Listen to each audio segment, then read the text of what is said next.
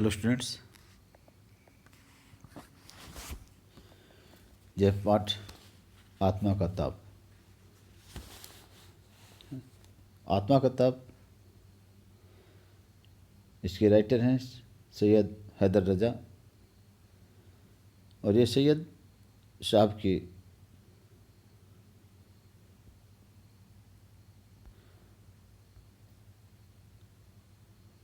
आत्मकथात्मक पुस्तक आत्मा का ताप का एक अध्याय है।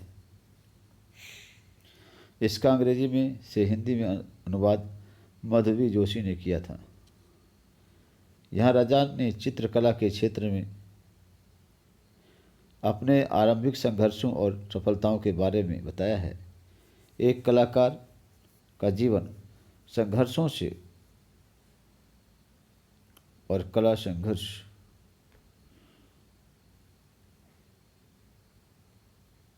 अपनी सार्वजनिक बेचैनी, अपनी रचना में सर्वस्व झोंक देने का उनका जुनून, ये सारी चीज़ें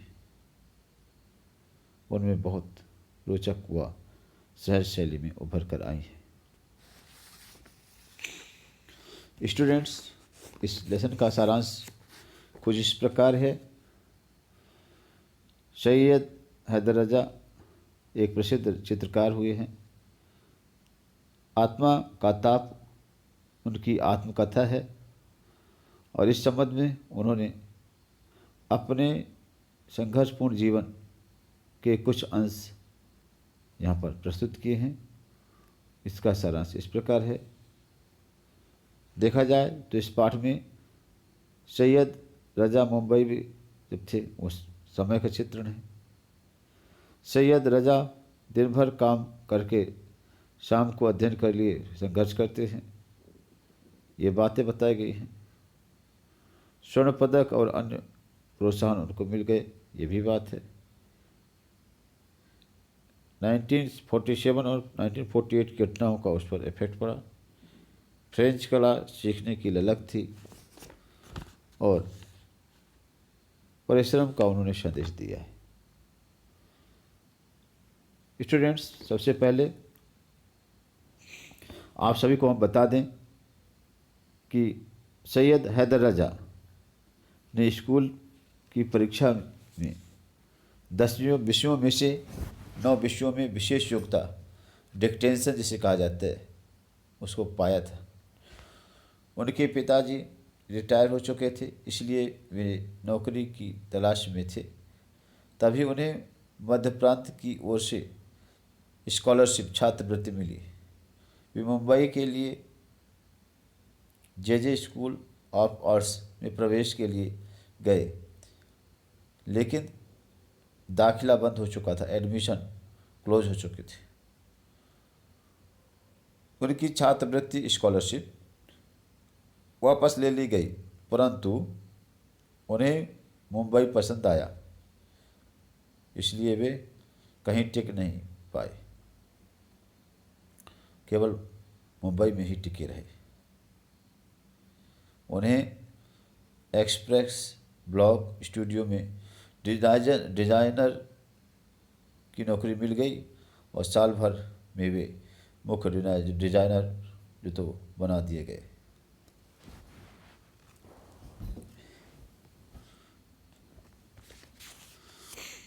सैयद रजा दिन भर काम करके शाम को पढ़ने के लिए मोहन आर्ट्स क्लब जाते थे।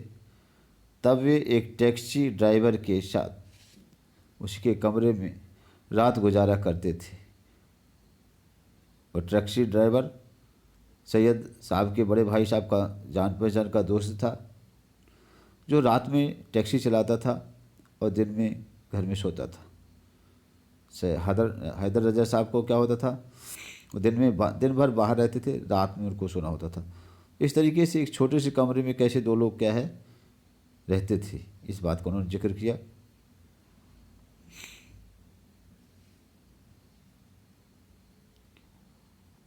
तो सैयद रजा दिन भर का काम करके शाम को अध्ययन के लिए मोहन आर्ट्स क्लब जाते थे।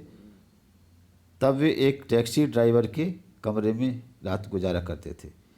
एक दिन उस ड्राइवर की टैक्सी में कोई हत्या हो गई, इसलिए लेखक को वहाँ से जाना पड़ा।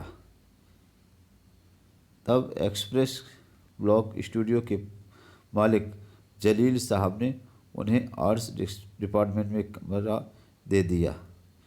वे रात 11-12 बजे तक चित्र और स्केच बनाते रहते। कुछ दिनों बाद जलील साहब ने उन्हें रहने के लिए एक अच्छा सा तो ठिकाना भी दे दिया। स्वर्ण पदक एवं अन्य प्रोत्साहन। लेखक पूरी तरह से अपने काम में डूब गए थे। परिणामस्वरूप 1948 में बॉम्बे आर्ट्स ऑफ सोसाइटी की स्वर्ण पदक उन्हें मिला। वे उस पुरस्कार को पाने वाले सबसे कम उम्र के कलाकार थे। 2 वर्ष बाद उन्हें फ्रांस सरकार की ओर से छात्रवृत्ति मिली। उनके 2 चित्र आर्ट्स सोसाइटी ऑफ इंडिया की प्रदर्शनी में प्रदर्शित हुए। कला समीक्षक रूडोल्फ वॉन लेडेन ने उनके चित्र की काफ़ी प्रशंसा की थी। वे दोनों चित्र लगभग 40-40 रुपए में बिक गए। ये पैसे उनके महीने भर की कमाई से भी कहीं अधिक थे। लेखक को प्रोत्साहन कहाँ मिला, कैसे मिला? लेखक को प्रोत्साहन देने वाले में से वेनिस अकादमी के प्रोफेसर वाल्टर लैंगहैमर ही थे। उन्होंने लेखक को काम करने के लिए उनका जो अपना स्टूडियो दे दिया और वियना के एक कला संग्रहालय एमेनुअल स्लेसिंगर भी उनके प्रशंसक थे। इन सबसे प्रोत्साहन से लेखक का काम निखरता गया। लैंगहैमर उनके चित्र खरीदते थे। आखिर 1947 में वे जे स्कूल ऑफ आर्ट्स के नियमित छात्र बन गए। स्टूडेंट्स, 1947 की बात अब आती है। 1947 और 1948 की जो घटनाएं हैं, ठीक है, उनका क्या इफेक्ट पड़ा। तो हम इस बीच 1947 और 1948 की घटनाएं घटी। इधर लेखक की माता और बाद में पिता का देहांत हो गया और देश में स्वतंत्रता का उत्साह था, तो विभाजन की त्रासदी के कारण से उदासी भी थी। लेकिन अपने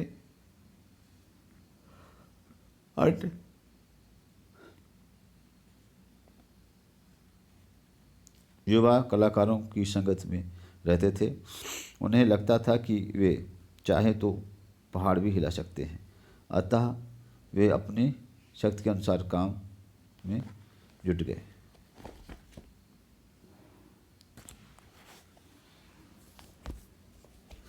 स्टूडेंट्स, लेखक 1948 में श्रीनगर गया। तभी वहाँ कबालियों का आक्रमण हुआ। लेखक ने तय किया कि वह भारत में रहेगा। वह बारामूला में गया। घुसपैठियों ने बारामूला को ध्वस्त कर दिया था। एक दिन एक पुलिस वाले ने उसकी शरारती पैंट शर्ट देकर उसे बस से उतार लिया। लेखक ने उसे शेख अब्दुल्ला का सिफारशी पत्र दिखलाया, जिसमें उसे ज़मीन कश्मीर में कहीं भी रहने की इजाज़त दी गई थी। इधर पत्र देखकर पुलिस वालों ने भी उन्हें क्या सलाम ठोका और परेशानी के लिए माफ़ी मांगी। फ्रेंच कला सीखने की ललक। श्रीनगर में रहते हुए लेखक की पेंट फ्रेंच फोटोग्राफर हेनरी कार्तिये ब्रेसा से जुड़ी।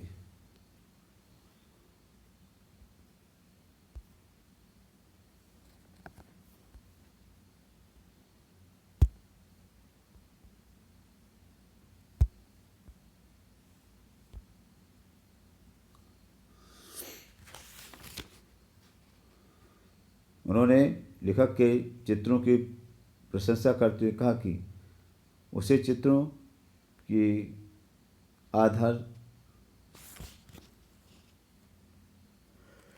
रचना को जानने की जरूरत है। लेखक पर इस बात का प्रभाव हुआ और उसमें मुख्य जो वहाँ पर उसने जो तो मुंबई लौट करके फ्रेंच सीखने के लिए और अलियांस फ्रांस से यहाँ पर मैं दाखिला लिया।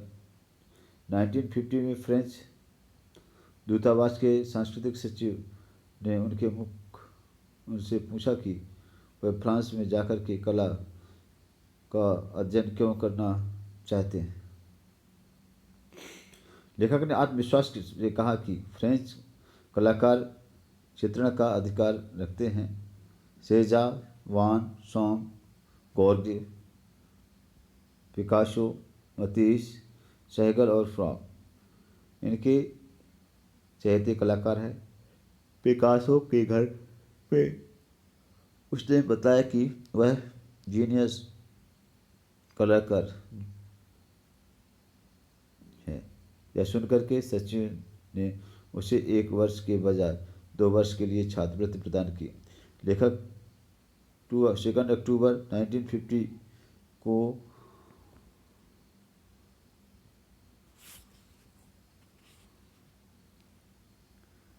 मार्च से जो तो पहुंचा। लेखक के जीवन में उन्हें एक ऊर्जा मिलती थी। लेखक की आत्मा में जो ताप होता था वह सबको दिखाई देता था। लोग काम करने वालों को हर प्रकार की सहायता देते थे।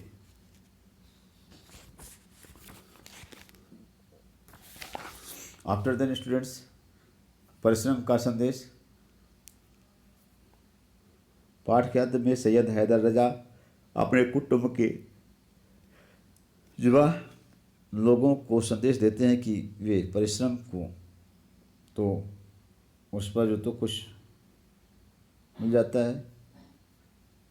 चित्रकला व्यवसाय नहीं, आत्मा की पुकार है। इससे कुछ पाने के लिए नियत अगड़ा नहीं है। लेखक ने ऐसे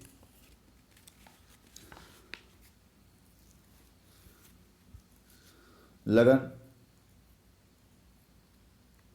जाफराबादी में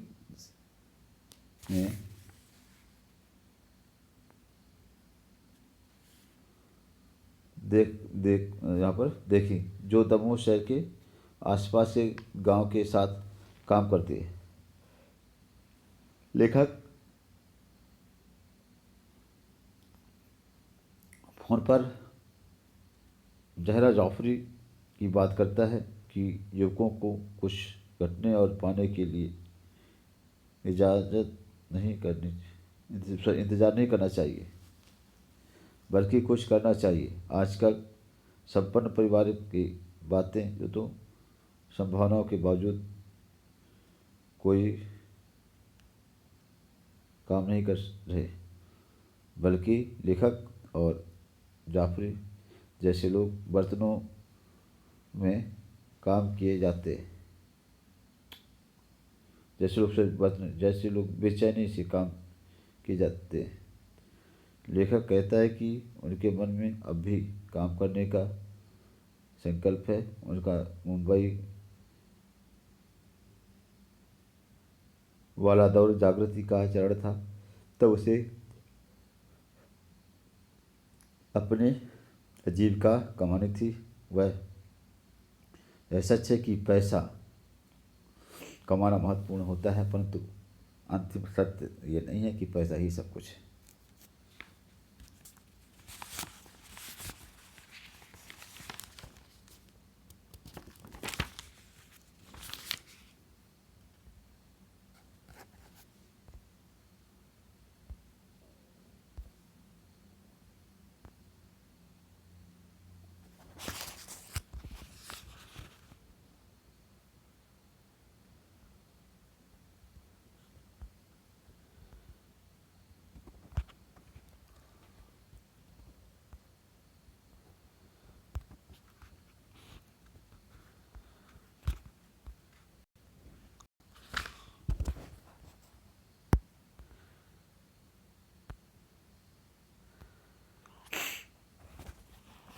स्टूडेंट्स, क्वेश्चन आंसर में देखिए। पहला क्वेश्चन है, रजा ने अकोला में ड्राइंग अध्यापक की नौकरी की पेशकश क्यों स्वीकार नहीं की? तो रजा को मध्य प्रांत की सरकार ने अकोला के एक स्कूल में ड्राइंग मास्टर की नौकरी दी, परंतु रजा को मुंबई शहर बहुत पसंद आया। उसे वर्षों के दौर यहाँ का वातावरण, है ना, गैलरियों और मित्र पसंद आए, इसलिए उसने यहाँ रहना उचित समझा। इस कारण से उसे ड्राइंग मास्टर की नौकरी की पेशकश उसने ठुकरा दी।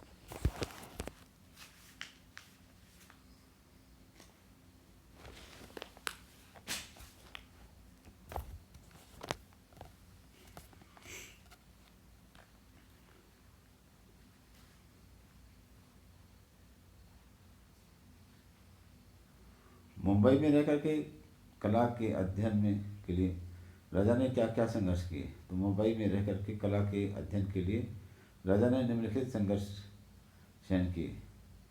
पहले उसने एक्सप्रेस ब्लॉक स्टूडियो में डिजाइनर की नौकरी की थी। इन दिनों उसे सुबह 10 बजे से 6 बजे तक का काम करना चाहता था और उसके बाद उसे मोहन आर्ट्स क्लब में अध्ययन करने जाना पड़ा। उन दिनों वह रात को सोने के लिए एक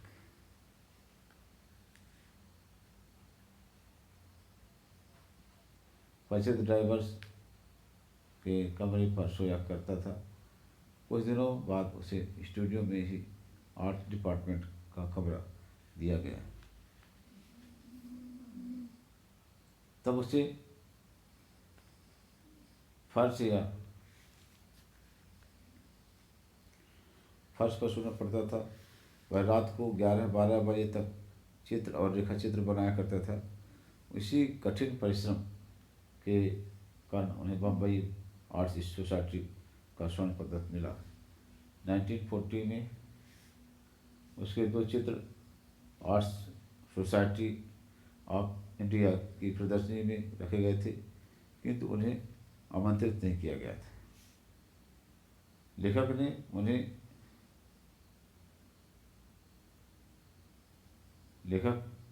उन चित्रों से उन्हें प्रशंसा मिली और वेनिस अकादमी के प्रोफेसर वाल्टर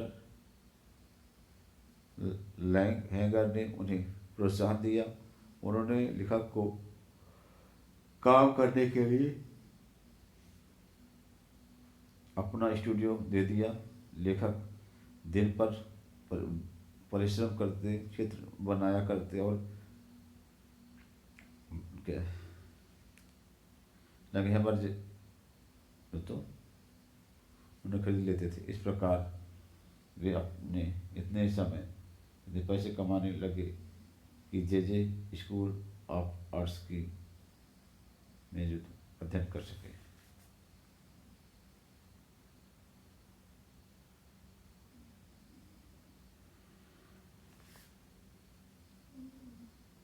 ही 1947 और 1948 में महत्वपूर्ण घटनाएं घटी थी।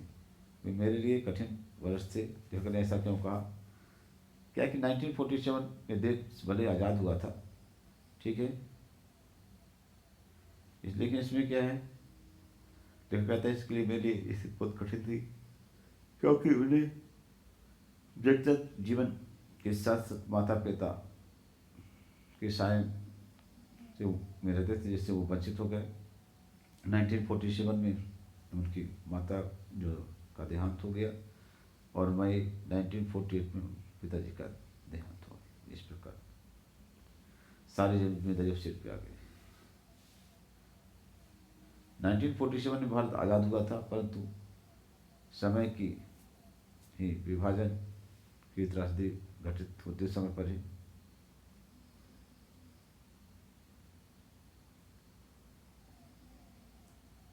उनके आमने यह संकट जो परिचित हुआ।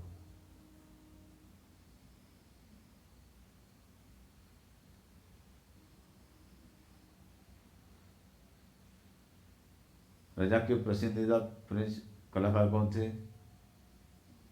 मोज, Van Gogh, Gauguin, Picasso, Matisse, Chagall, Braque. Okay students, तो आप आखिरकार आप लोग क्या है इस लेसन की भी तैयारी कर लीजिएगा। थैंक्स।